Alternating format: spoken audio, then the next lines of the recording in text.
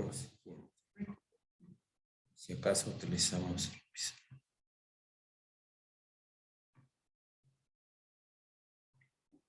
Primera hipótesis de Mendel: las características heredadas están controladas por factores que se presentan en pares. Con eso es suficiente. Las características heredadas están controladas por factores que se presentan en pares.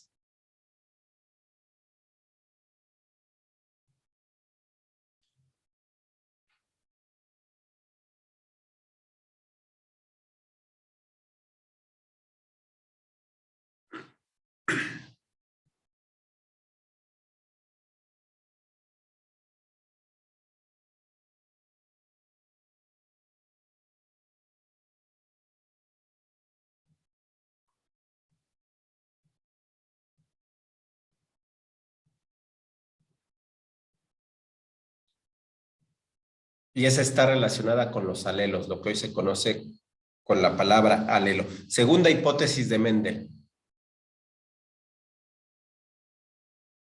en un par de factores, uno de ellos oculta al otro.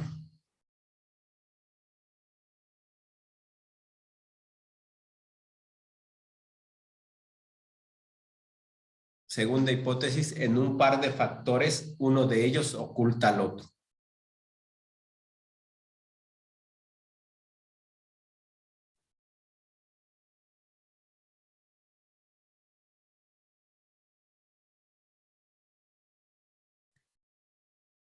Tercera hipótesis o ley de la segregación independiente.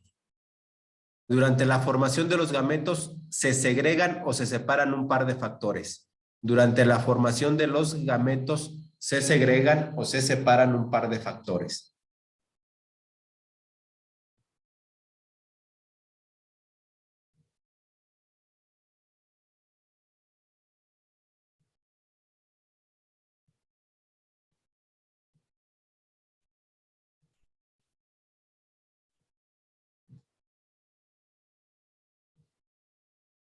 Entonces tenemos ahí, con esos principios se llegó a comprender que, bueno, hay factores internos que no se manifiestan. Entonces vamos a poner ahí, a los factores internos se les llama genotipo y a los externos o a los de expresión se les llama fenotipo. Entonces el genotipo es aquello que no podemos ver, que no lo vemos, pero está ahí de manera interna presente en cada individuo. Y a lo que se expresa, a lo que vemos, a lo que salta a la vista se le llama fenotipo, lo que sí podemos ver. Genotipo, factores internos, y fenotipo, factores externos. Fenotipo, lo que se manifiesta; genotipo, lo que no se manifiesta.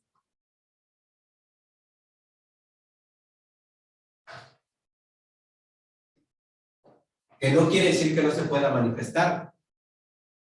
Nada más que cuando ya se manifiesta se convierte en un fenotipo.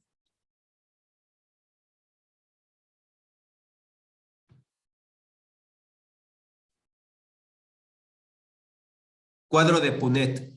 Ese se lo tienen que aprender, el cuadro de Punnett. Es un método que nos ayuda a determinar la proporción de los genotipos y fenotipos de la descendencia de una reproducción. Ahí tenemos el cuadro de Punnett.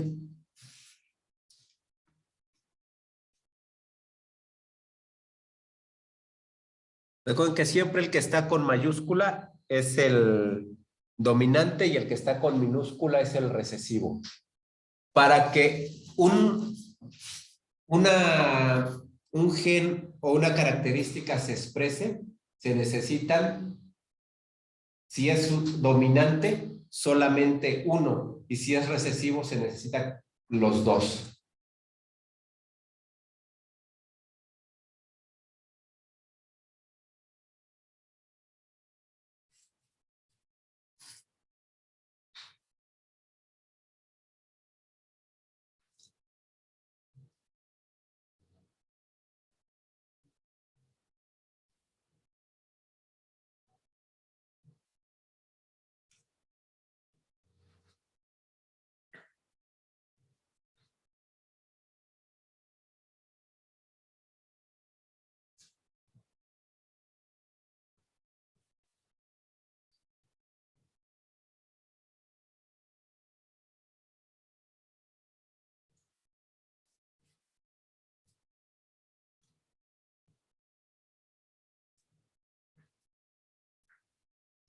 Aquí en este cuadro de Punnett vemos cómo, dijo, siempre mayúscula es el dominante. B con B, mayúscula que es el dominante, me va a generar pues este dominante BB. B dominante con B recesivo, que es la minúscula, me va a dar el fenotipo del dominante, ¿sí? Pero ya va a tener también presente en el fenotipo es del dominante, pero en el genotipo ya va a tener a este B recesivo. Y cuando se combina un recesivo con un recesivo, ahí en ese momento es cuando sí obtengo uno que ya va a manifestar en el fenotipo esas características del gen recesivo. Fíjense, también recesivo con dominante, fenotipo del dominante. Aunque hay presencia en el genotipo del recesivo, pero no se manifiesta. No se manifiesta en el fenotipo. Únicamente entonces recuerden, para que se manifieste un gen recesivo, necesito los dos, BB, en recesivo. Para que se manifieste el dominante, basta con uno.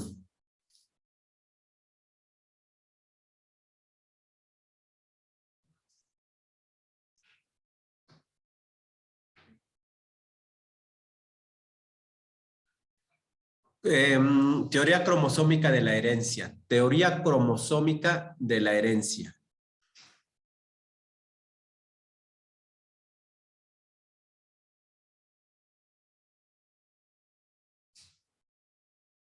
Vamos a hacer un ejercicio de ahí con...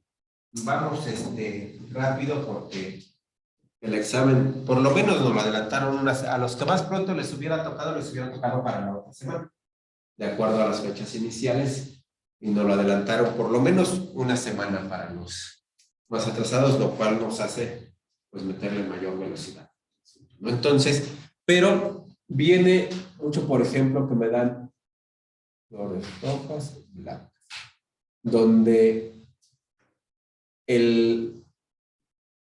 esta R mayúscula es para flores rojas y esta es para blancas, el recesivo. Y me preguntan, y por ejemplo nos ponen, si tenemos, y si iniciamos así nuestra hibridación o nuestro cruce de esas especies, y cómo se van a manifestar. Y por ejemplo, pues la primera generación, ¿qué sería la primera generación de esta combinación? Pues solamente puedo tener todas rojas, todas las flores van a ser rojas. Porque no hay manera que se me generen dos recesivos. Se me puede formar RR,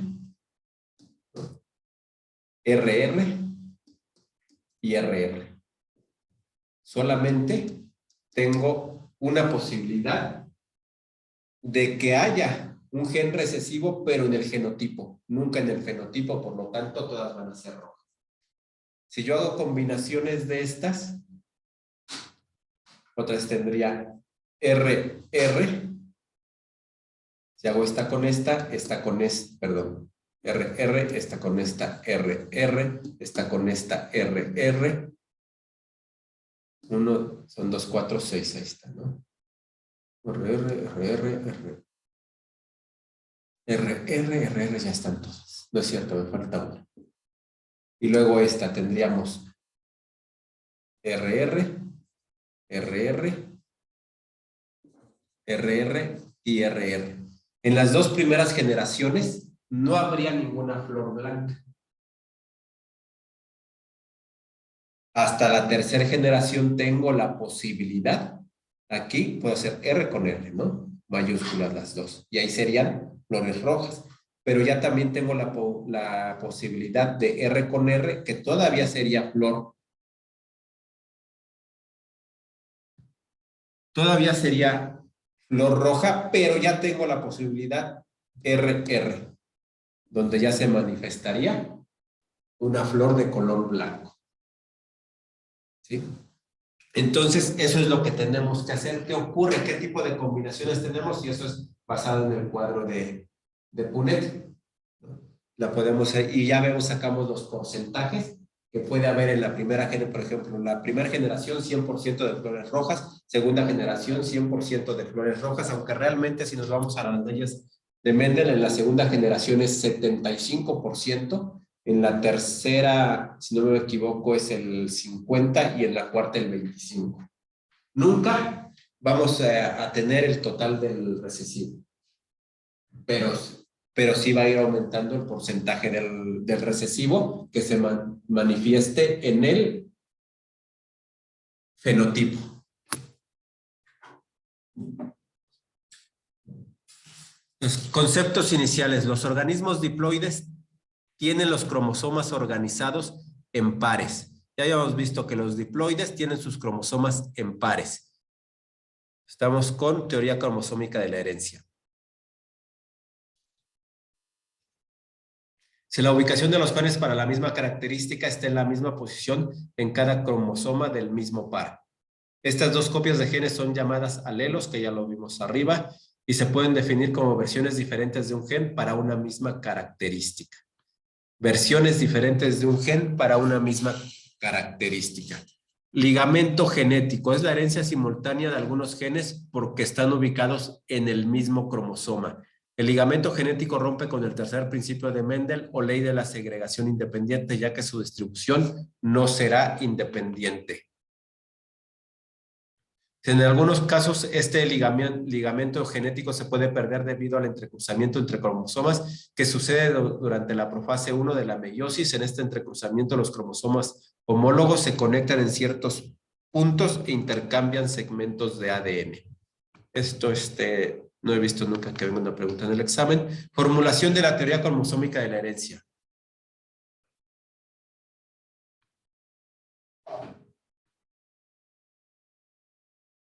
Dominancia incompleta es cuando un par de alelos codifican una diferencia para una misma característica gen.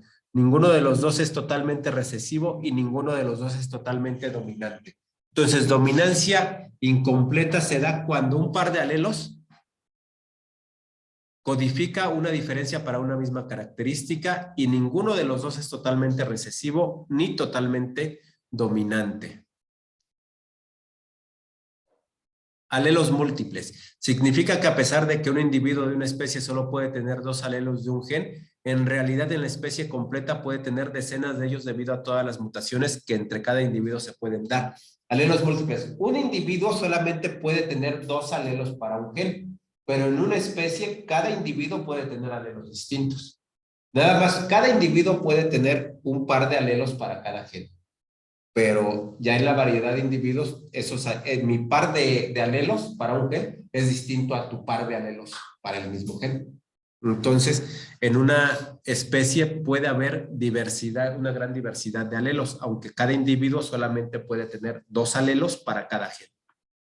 Dice, por ejemplo, el tipo de sangre de los seres humanos depende de 3 alelos en la especie A, B y O, donde la combinación de estos en pares determina el tipo de sangre del individuo, considerando que A y B son dominantes ante O. Codominancia es la expresión simultánea, fenotipo de 2 alelos que son dominantes. Codominancia, entonces tenemos 2 alelos que son dominantes y por lo tanto se da la expresión simultánea, es decir, se da el fenotipo de ambos, porque ambos son dominantes. Por ejemplo, en los seres humanos con sangre tipo AB, su cuerpo produce las 2 enzimas que codifican A y B respectivamente para producir una glucoproteína especial para cada enzima. Aquí ambos son dominantes, por lo tanto en el fenotipo se manifiestan los dos. Herencia poligénica es cuando uno o más rasgos de los individuos de una especie se deben a la interacción entre 2 o más genes. Entonces, herencia poligénica se da cuando hay interacción entre 2 o más genes que dan como resultado los rasgos de un individuo. Factor ambiente, además de que el fenotipo expresión de su ADN de un ser vivo depende de su genotipo, código genético. Recuerden, otra vez ese dato es importante. Fenotipo, expresión del ADN, genotipo, código genético.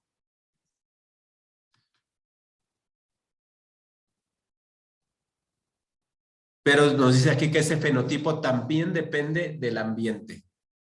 Algunos genes de ADN solo se activan en determinadas condiciones, tales como el frío o el calor, los rayos ultravioletas o la falta de algún alimento. Por lo tanto, el peso, el color de la piel y la estatura de una persona, además de ser resultado de la influencia de varios genes, también dependen de su ambiente externo. Por ejemplo, en la epigenética, dice que ya todos nacemos con los genes que tenemos, ¿no? Pero hay genes que se activan y otros no. Aquí lo estamos viendo debido al ambiente. Por ejemplo, quienes nacen con el gen para desarrollar diabetes, que la desarrollen o no, va a depender del estilo de vida que tengan. ¿Sí? Si como pura cochinada y tengo el gen para desarrollar diabetes, pues voy a desarrollar diabetes porque voy a estimular al gen para que se manifieste. Sin embargo, si tengo un estilo de vida saludable, ese gen nunca se va a manifestar. Ahora, cuando se manifiesta, si yo de tener un estilo de vida no saludable y se manifiesta ese gen de la diabetes y adquiere un estilo de vida saludable, puedo hacer que ese gen se retraiga y deje de manifestarse. Obviamente, ya una vez excitado el gen, es mucho más fácil volverlo a excitar. Ya no necesito volver a comer tanta porquería. Con una poquita que vuelva a comer, lo vuelvo a excitar para que se vuelva a manifestar. Entonces, esto es lo que nos dice el ambiente. Hace también que se manifieste o no el fenotipo. Herencia ligada al sexo.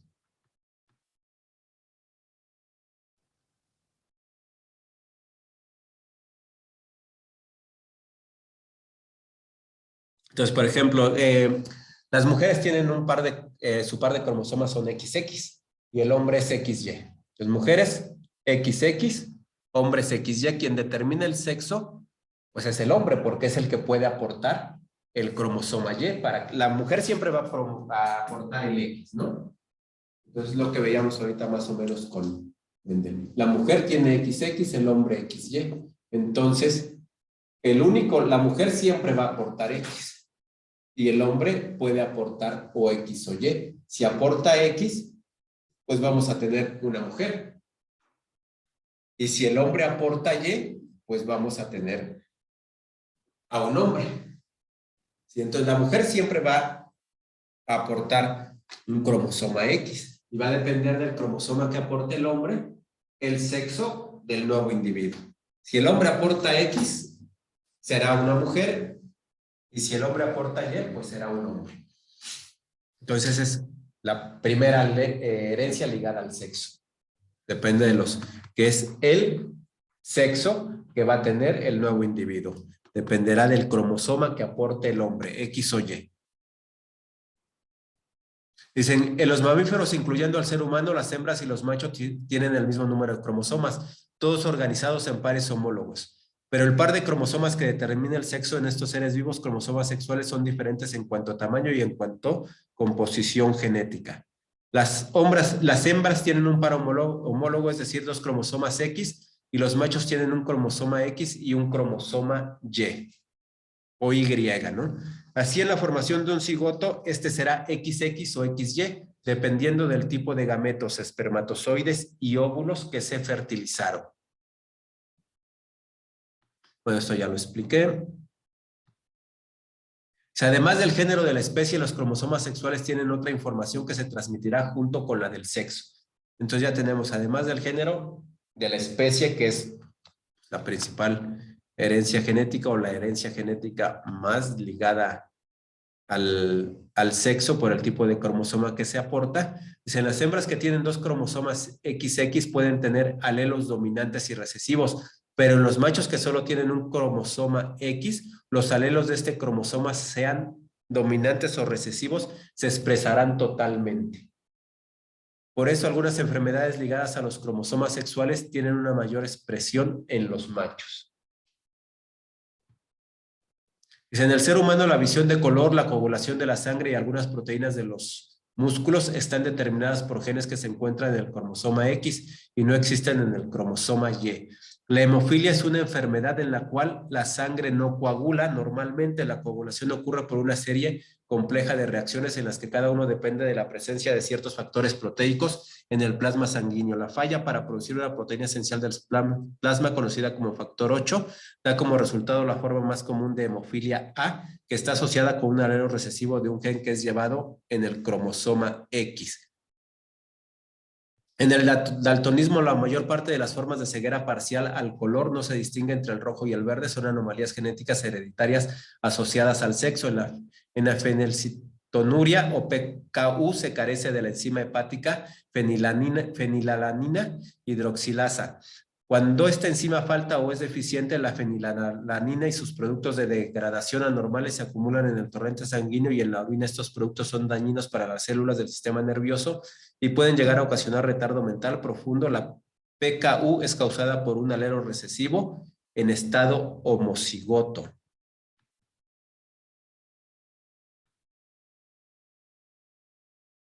Entonces, las mujeres en este tipo de enfermedades son portadoras, pero no desarrollan la enfermedad.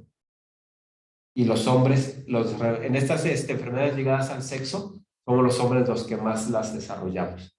Porque las mujeres pueden tener en sus cromosomas, como los dos son homólogos, bueno, son homólogos, son XX, ahí tienen alelos tanto recesivos como dominantes. Y en el hombre no, por lo tanto es más fácil que en el hombre se manifieste esas enfermedades ligadas al sexo.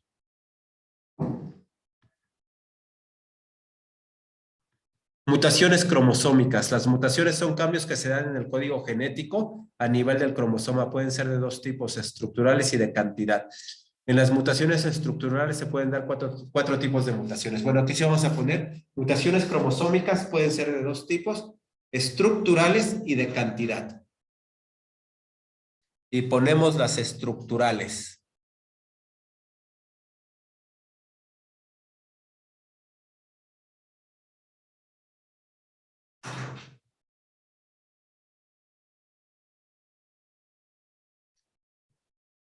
Las estructurales nada más vamos a poner las primeras palabras. De lesión o pérdida. En las estructurales hay cuatro tipos. De lesión o pérdida de una parte del cromosoma. 2, duplicación o repetición de una parte del cromosoma. 3, inversión.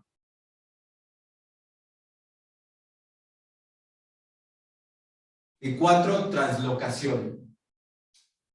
La inversión es que se invierte la insertación de un cromosoma, y la translocación es que una parte del cromosoma se inserta en otro diferente. Translocación, una parte del cromosoma se inserta en otro cromosoma en el que no le tocaba. Y la inversión es que una parte del cromosoma se separa y se reinserta en forma inversa.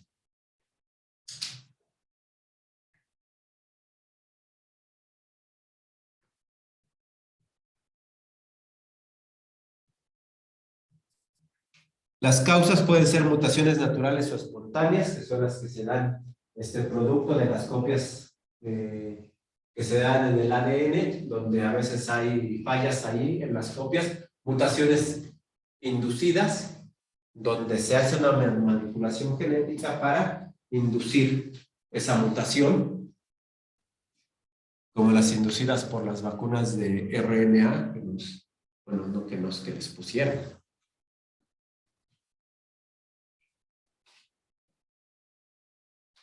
Por errores de lectura de la replicación.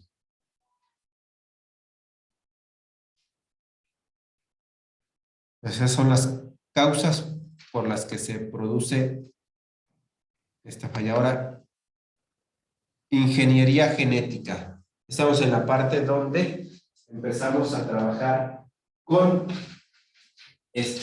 trabajos de investigación a nivel genético, donde empezamos a manipular la información genética, que puede ser útil para curar o prevenir enfermedades, pero también para modificar al ser humano. De hecho, hoy en día tenemos podemos generar vida, ¿no? Antes, por ejemplo, hace mucho tiempo decían las religiones, bueno, sí, pero solamente Dios puede, sí, hemos avanzado mucho en la ciencia, pero solamente Dios puede crear la vida. Bueno, hoy el ser humano puede crear vida. Hace muchos años ya que el ser humano puede crear vida, ¿no? A partir de la información genética, puede clonar a un ser vivo y generar un ser vivo que además es adulto, con muchas, quién sabe cómo vayan los avances ahorita, pero al principio con muchas deficiencias, ¿no? Esos individuos vivían muy poco y en malas condiciones, pero pues eso ocurrió hace ya como 30 años de la oveja Dolly. Ahorita seguramente, yo estoy seguro que ya debe haber humanos clonados, ¿no? Los genes son las secuencias de nucleótidos en la cadena del ADN que codifican para ciertas proteínas.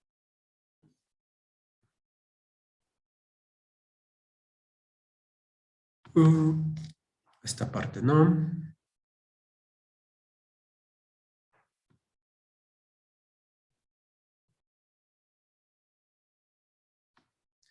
Ya lo vimos. Muy bien.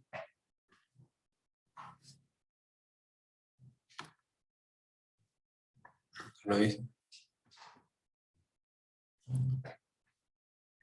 Aquí sí está así. Transcripción de la información de ADN al pre-ARNM o el RNA mensajero. Se inicia el ARN polimerasa, una enzima sintetiza el ARN. Esta enzima detecta el inicio de un gen en el ADN ubicando un código llamado promotor. Este promotor está constituido por una secuencia TATAAA, que es la que se une a la enzima ARN polimerasa, y otras secuencias después de esta, llamadas sitios de unión del factor de transcripción o elementos de respuesta. Entonces, en esta iniciación solamente vamos a tomar esta parte. En la transcripción de la información del ADN al pre-ARNM, fase 1, la parte 1, iniciación, el ARN polimerasa sintetiza al ARN. Con eso es suficiente en la primera.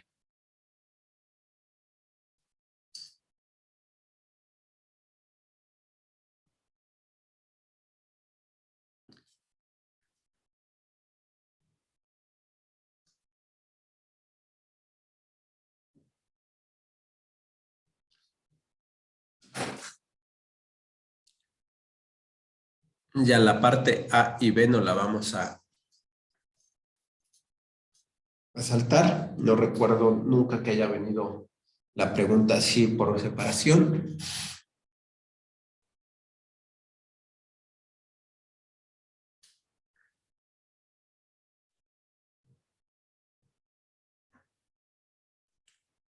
Y luego la parte 2.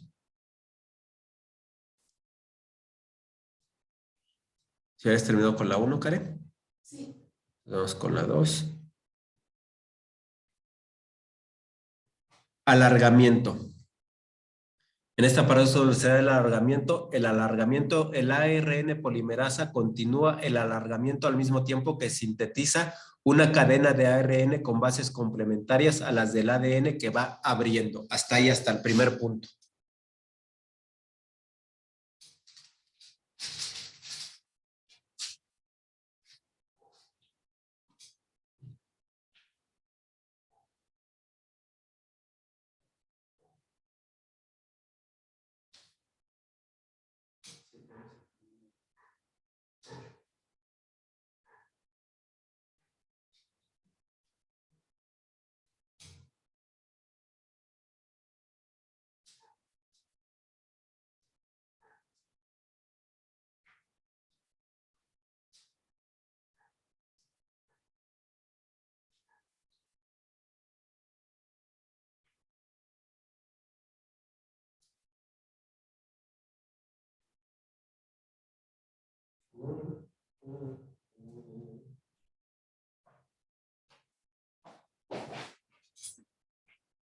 Tan rápido pasaron otros 40 monitos reporteros.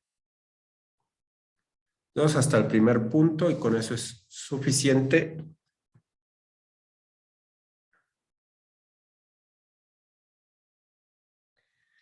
Y de una vez ahí está la vista a la 3 igual hasta el primer punto.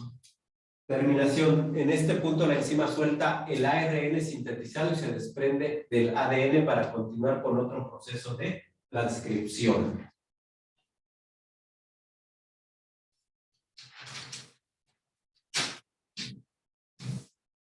Por eso es que la prueba PCR no sirve para lo que la están usando. Es una reacción en cadena de la polimerasa, son fragmentos de ARN, eso no sirve para diagnosticar absolutamente nada.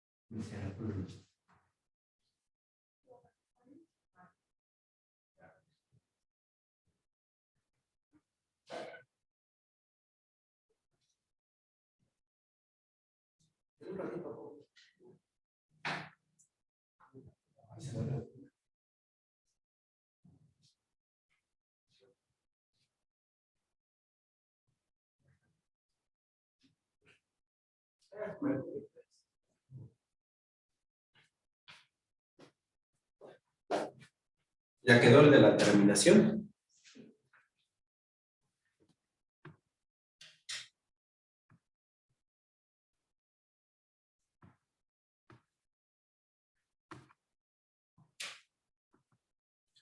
Vamos a esta parte de los ribosomas.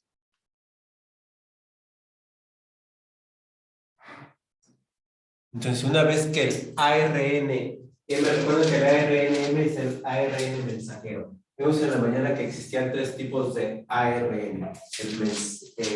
El mensajero es uno de ellos, ¿no? Entonces, una vez que el ARN mensajero maduro llega a los ribosomas, se comienza con la traducción del código genético. Recuerden que ahí en los ribosomas ocurre el síntesis de proteínas, la formación de proteínas, ¿no?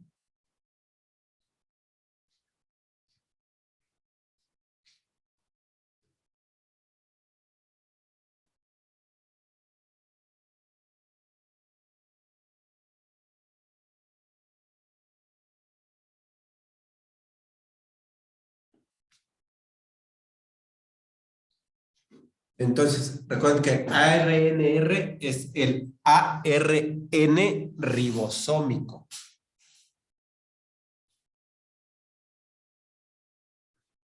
A ver, de aquí, Canos. Ahí está la formación de proteínas. Ahí tenemos el... Claro, hay aminoácidos, se forma una cadena polipeptídica y esas cadenas polipeptídicas son las que van a dar origen a la formación de proteínas. Y tenemos el ARN de transferencia, que con la ayuda de ciertas enzimas del citoplasma hacen que determinados nucleótidos se adhieran al ARNT, que es el de transferencia, para que sean transportados a los ribosomas y esté disponible para la síntesis de las proteínas. Entonces ya vimos, en los ribosomas reciben la información que van transportando el ARN, que es el ácido ribonucleico, y con esa información que el ARN decodifica, pues el ARN extrae información del ADN y la decodifica y transporta hacia los ribosomas, donde se lleva a cabo la formación o síntesis de proteínas. Sí.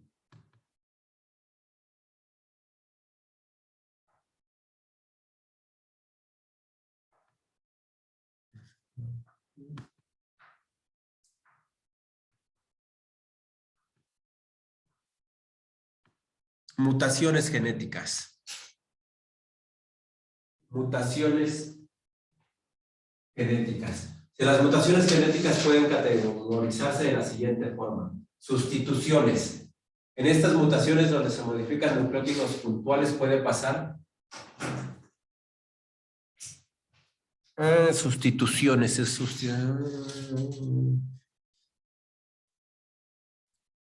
Vamos a poner las mutaciones genéticas y uno vamos a poner sustituciones.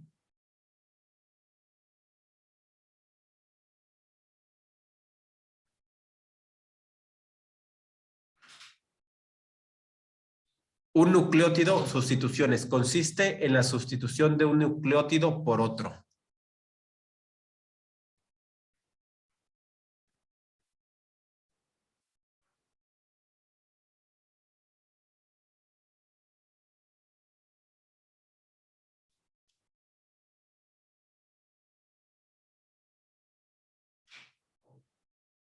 Entonces, en esta sustitución, las que forman la misma proteína, no habrá ninguna consecuencia.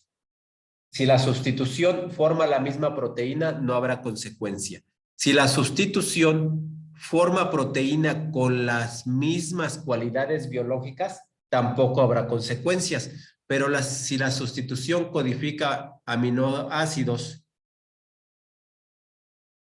que den como resultado proteínas que no tienen la misma función que la que están sustituyendo, entonces sí habrá consecuencias. Entonces, misma proteína, no hay problema. No es la misma proteína, pero las funciones son las mismas, tampoco hay problema. Pero si no es la misma proteína ni tiene las mismas funciones, entonces sí habrá consecuencias severas.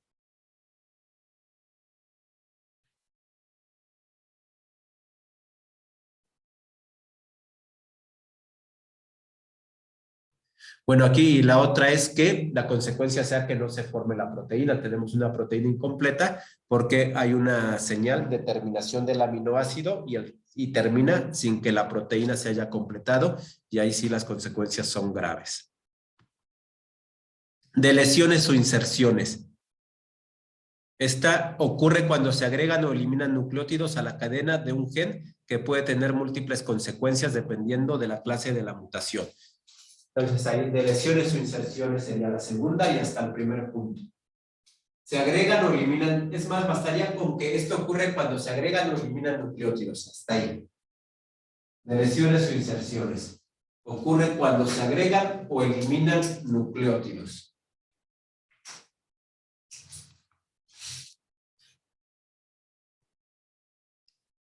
Inversiones o translocaciones. Ocurre cuando fragmentos del ADN se separan y se reacomodan en el mismo cromosoma o en otro cromosoma. Hasta ahí, hasta el primer punto.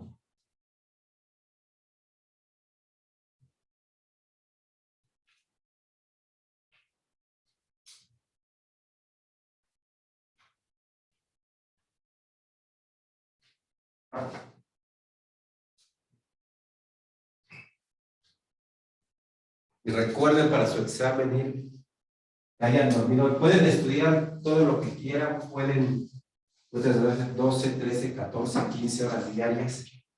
La mayoría de su examen que vayan con sus 8 horas de haber dormido.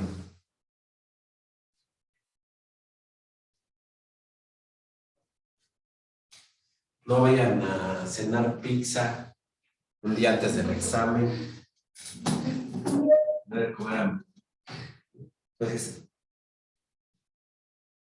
cenen algo que no les vaya a causar un problema. De hecho, aunque aparentemente no me cause un problema lo que cené, si siendo muy pesado en mi examen en la mañana, voy a estar ahí utilizando mi energía